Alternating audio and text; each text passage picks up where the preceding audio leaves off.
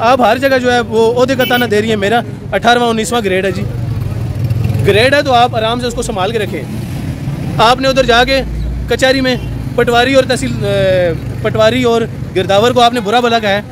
आपने उसको कहा कि भाई 2-3 दिन के अंदर अंदर आपने काम ना किया तो आपके साथ वो असर करेंगे, आप देखते रह जाएंगे। आप ये जाके अपने ओहदों का ताना देते हैं लोगों को, आपको शर्म आनी चाहिए। आपने कहा जी हमने इसको अदालत में और कचहरियों और थानों में जलील करना है, हम इसको हवालात के पीछे देखना चाहते हैं। दोनों भाई वादत कॉलोनी में जिन मकानों में रह रहे हैं वो आपके नाम पे तो नहीं है, ठीक है। मैं उन मकानों के ऊपर फिर केस करवा दूँ। बिस्मिल्लाहिर्रहमानिर्रहीम। मैं आज फिर अदालत आया हूँ, मेरी पेशी थी और मेरी अम्मी इस वक्त बीमार हैं, उन्हें इस वक्त केयर की बहुत ज़्यादा ज़रूरत है, लेकिन फिर भी मुझे अदालत में पेशी के लिए आना पड़ा है। अभी जज साहब के कमरे में मैं पेश हुआ हूँ तो रीडर साहब ने 11-18 डेट दी है।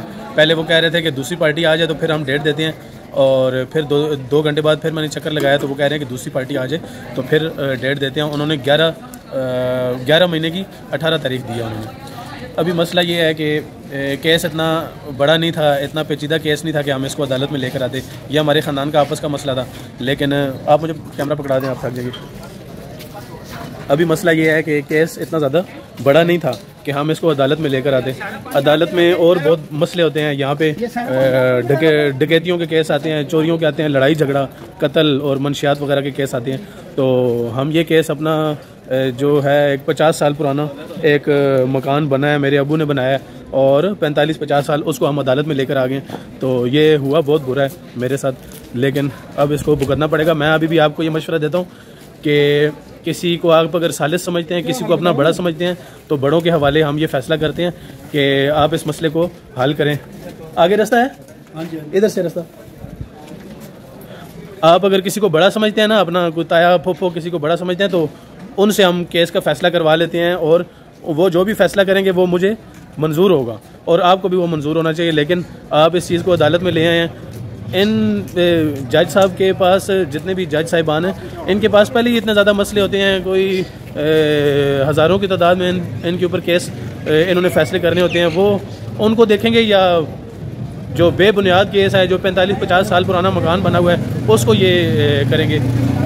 इनके ऊपर तो बोझ बढ़ जाएगा इसमें। तो मेरा अभी भी आपको मशवरा है, पहले भी मैंने आपको ये मशवरा दिया था कि किसी को बड़ों को बीच में सालिस डाल दें, उनसे फ़ैसला करवा लें। अगर आप किसी बड़े को नहीं मानते तो जिधर मकान बना हुआ है जिस गांव में, उधर भी तो कुछ लोग होंगे वो अक्ल शऊर रखते होंगे, उनसे हम ये फ़ैसला करवा लेते हैं कि 45-50 साल पुराना मकान, ये इस पर किसका हक़ है।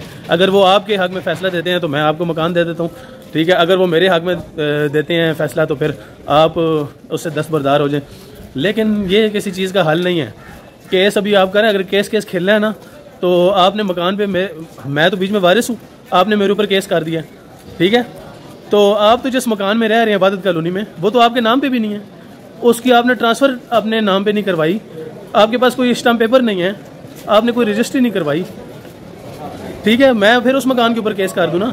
दोनों भाई इबादत कॉलोनी में जिन मकानों में रह रहे हैं वो आपके नाम पे तो नहीं है, ठीक है। मैं उन मकानों के ऊपर फिर केस करवा दूँ, बस्ती के बंदे हैं जिनके नाम पे मकान है। तो ये काम ना करें, ये चीज़ें जो है ना मामलात को ख़राब करती हैं। तो अभी मैं फिर फ़ौरन वापस घर पहुंचता हूं। वकील साहब भी मेरे नहीं आ सके, उनका इस्लामाबाद में कोई काम था, वो उधर इस्लामाबाद हाई कोर्ट में उधर बिज़ी हैं।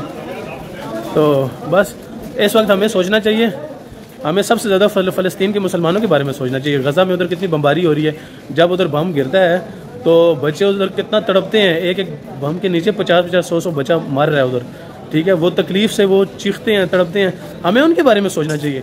हम जो इधर फालतू पैसे ज़ाया कर रहे हैं, ये हमें उधर इन्वेस्ट करने चाहिए आखिरत के लिए, ना कि हम एक दूसरे पे इधर अदालतों में केस कर रहे हैं। लोग आगे जा रहे हैं, हम पीछे आ रहे हैं उल्टा। हमें अपने मुल्क के बारे में सोचना चाहिए ना, मुल्क का क्या हालात हैं।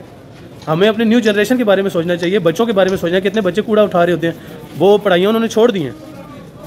तो ये चीज़ें इस तरह नहीं सॉर्ट आउट होनी चाहिए। इन्हें हमारे बड़े हैं, गांव के बड़े हैं, उनसे हम इस मसले का हल करवाते हैं। मेरी माँ अभी घर बीमार पड़ी हुई है, मैं इधर मेरी पेशी आपने डलवाई हुई है, इधर आपने तो ये कसम उठाई हुई है, आपने ये इरादे का इजहार किया था, मुझे बंदों ने बताया। आपने कहा जी हमने इसको अदालत में और कचहरियों और थानों में जलील करना है, हम इसको हवालात के पीछे देखना चाहते हैं। आपने तो ये जिद पकड़ी हुई है, मुझे जलील करके या मुझे हवालात में डलवा के आपको क्या मिलेगा। आप जिधर भी जाते हैं इतने बुज़दिल हैं ये दोनों भाई, ये खुद सामने नहीं आते, बहन को सामने लाते हैं। अभी भी मैंने जाके चेक किया है तो उधर बहन का नाम लिखा हुआ है, खुद ये दोनों भाई अपना नाम तक नहीं लिखवाते, इतने ये बुज़दिल हैं। और उनकी वो हर जगह जाती हैं, अपना 18वें 19वें ग्रेड का जो है वो अगले को ताना देती हैं। आप हर जगह जाके आप अपने ग्रेड का ताना देती हैं। आपको अगर अल्लाह ताला ने ओहदा दे दिया, उसको अच्छा इस्तेमाल करें उसका। आप उसका नेगेटिव यूज़ क्यों कर रही हैं? आपकी ये मैंने कंप्लेन की तो आपका क्या बनेगा? आप हर जगह जो है वो ओहदे का ताना दे रही हैं। मेरा 18वां 19वां ग्रेड है जी, ग्रेड है तो आप आराम से उसको संभाल के रखें। आपने उधर जाके कचहरी में पटवारी और तहसील पटवारी और गिरदावर को आपने बुरा भला कहा है।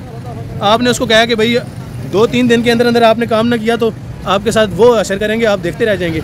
आप ये जाके अपने ओहदों का ताना देते हैं लोगों को, आपको शर्म आनी चाहिए। Signing off.